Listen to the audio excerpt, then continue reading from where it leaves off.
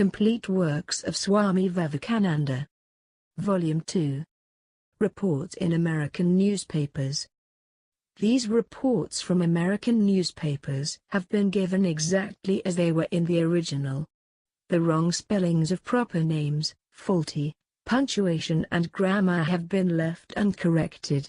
Publisher: The Religions of India. Boston Herald, May 17, 1894.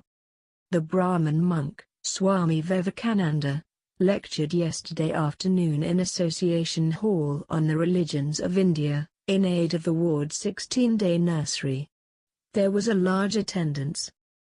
The speaker first gave an account of the Mahommedans, who formed, he said, 1/5 of the population.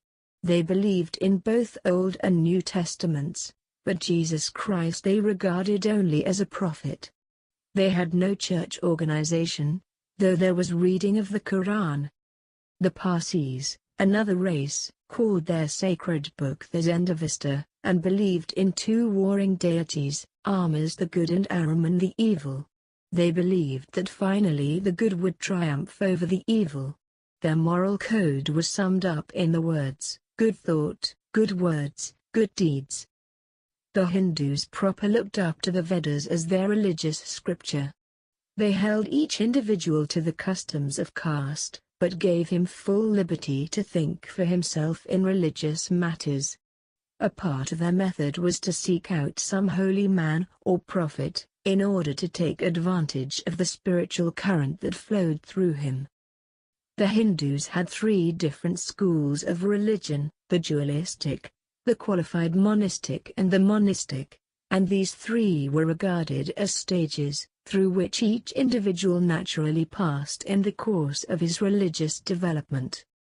All three believed in God, but the dualistic school believed that God and man were separate entities, while the monistic declared that there was only one existence in the universe, this unitary existence being neither God nor soul, but something beyond.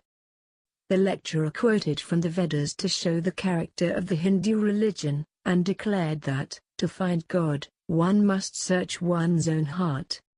Religion did not consist of pamphlets or books. It consisted of looking into the human heart, and finding the truths of God and immortality. Whomsoever I like, said the Vedas, him I create a prophet, and to be a prophet was all there was of religion.